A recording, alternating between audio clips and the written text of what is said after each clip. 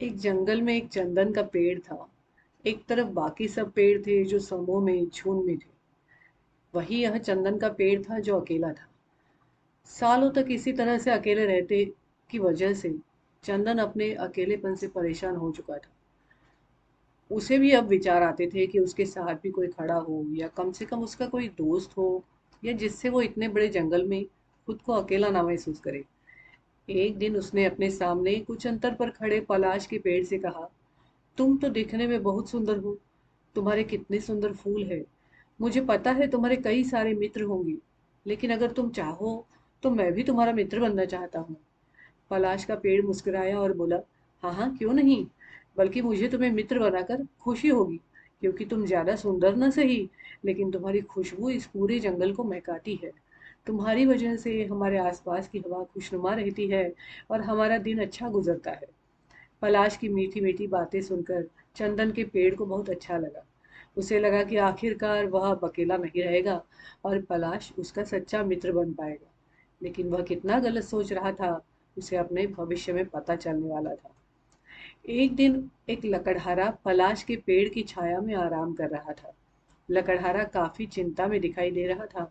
पलाश ने उसे उसकी चिंता का कारण पूछा, तो लकड़हारे ने उसे बताया कि वो जंगल में सूखी लकड़ियां काट कर उन्हें बाजार में बेचता है और उनसे पैसे कमाता है, और इस तरह से वह अपना घर चला पाता है। लेकिन आज पूरा दिन जंगल में घूमता रहा, फिर भी उसे कोई भी सूखा पेड़ नहीं मिला जिसकी लकड़ियों को वो काट सके।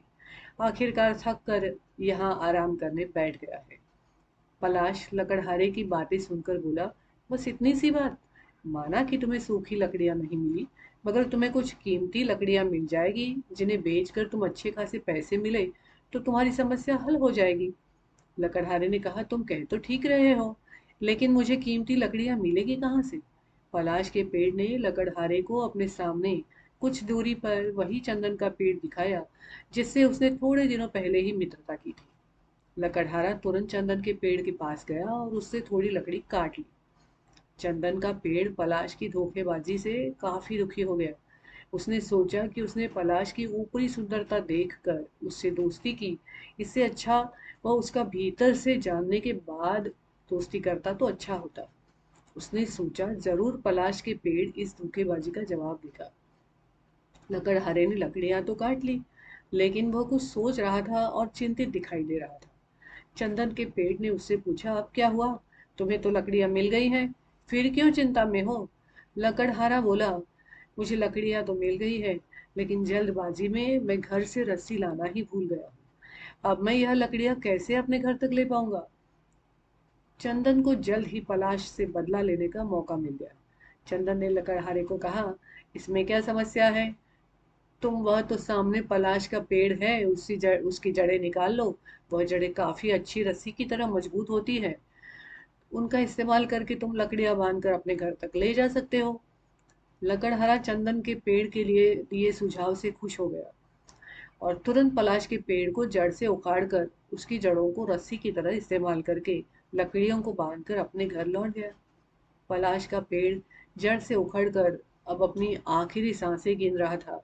तब चंदन के पेड़ ने उससे धोखेबाजी का कारण पूछा, तो उसने बताया कि वह चंदन की खुशबू से जलता था, क्योंकि उसके फूलों की खुशबू चंदन की खुशबू की वजह से दब जाती थी, और सभी चंदन की खुशबू की तारीफ करते थे बजाय उसके फूलों की खुशबू की। उस दिन चंदन के पेड़ ने तय किया कि वह किसी को भी अच्छी तरह से जानने बगैर कभी दोस्ती नहीं करेगा। उसे ये भी समझ में आ गया कि दुर्जन के साथ से अच्छा अकेला रहना ही होता है। तब से चंदन का पेड़ जंगल में अकेला ही रहता है।